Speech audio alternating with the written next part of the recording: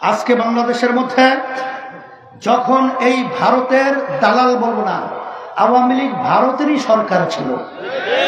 বলেন বলেন বলেন। কারণ যখন আওয়ামী লীগ প্রথম প্রধানমন্ত্রী হয়েছিল শেখ হাসিনা, প্রধানমন্ত্রী হওয়ার পরে যখন ভারত গিয়েছিল, তখন ভারত সরকার তাকে সম্বোধন করছিল কি বলে? বলেন বলেন। মুখ্যমন্ত্রী। শব্দটা কি? সে কি মুখ্যমন্ত্রী না প্রধানমন্ত্রী? তাহলে মুখ্যমন্ত্রী কাকে বলে? ভারতের বিভিন্ন প্রদেশে যারা দায়িত্ব পালন করে তাদেরকে মুখ্যমন্ত্রী বলা হয়। এই জন্য দেখছেন এই 16ই ডিসেম্বর ওরা কিন্তু আমাদের দেশ স্বাধীন ওরা স্বীকার করে না, স্বাধীন বল করছে ওরা।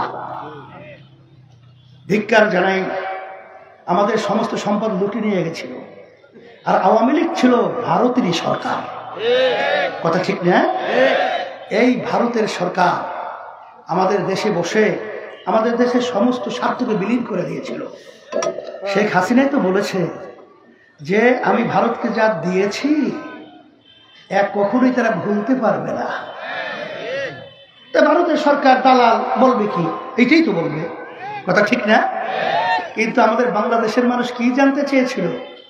যে তুমি ভারতকে কে দিয়েছো বলতে পারবে না, কিন্তু ভারত থেকে তুমি আমাদের দেশের জন্য কি নিয়ে আসছো এটা তো বাংলাদেশের মানুষ জানতে চায়। কিন্তু কিছু দিতে পেরেছে? পারে নাই, পারবেও না। দালাল কখনো পারে? কিন্তু আমি ধিক্কার জানাই, আজকের যারা বিএনপি অন্যান্য দল রয়েছে তারা তাদেরকে আবার নির্বাচনের জন্য আহ্বান করছেন। আমি বলবো যে এত ক্ষমতার লোভী হলেন আপনাদের কত বিএনপির লোক তারা মা তারা সন্তান হারা হলো, হাজার হাজার লক্ষ লক্ষ মানুষ জেলের ভিতরে দিন রাত্রি কাটিয়ে তাদের সংসার বিলীন হলো, কত রক্ত ঝরলো রাস্তায়, সেগুলো ভুলে গেছে, ক্ষমতার মোহে অন্ধ হয়ে গেছে। কিন্তু ভালো করে জেনে রাখেন বাংলাদেশের মানুষ ন্যায়ের পক্ষে অন্যায়ের প্রতিবাদে জান দেওয়ার জন্য রক্ত দেওয়ার জন্য তারা অভ্যস্ত হয়েছে।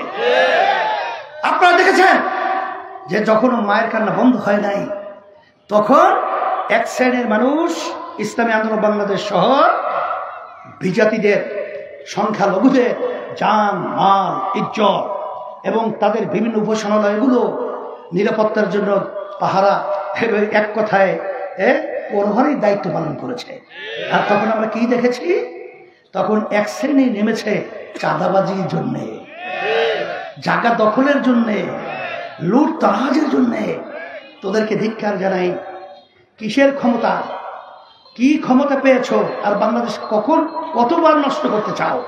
আর এই সুযোগ বাংলাদেশের মানুষ দিবে না। হাতীবান্ধা উপজেলার হাজীপাড়া এলাকায় গড়ে উঠেছে আধুনিক সুযোগ সুবিধা নিয়ে সম্পূর্ণ ব্যতিক্রমধর্মী আরবি, বাংলা ও ইংরেজি সমন্বয়ে আধুনিক দ্বীনি শিক্ষা প্রতিষ্ঠান তানজিমুল কুরআন মডেল একাডেমি। আবাসিক অনাবাসিক ডে কেয়ারে নুরানি নাজেরা ও হিফজ শাখায় প্লে থেকে পঞ্চম শ্রেণী পর্যন্ত সীমিত আসনে শিক্ষার্থী ভর্তি চলছে।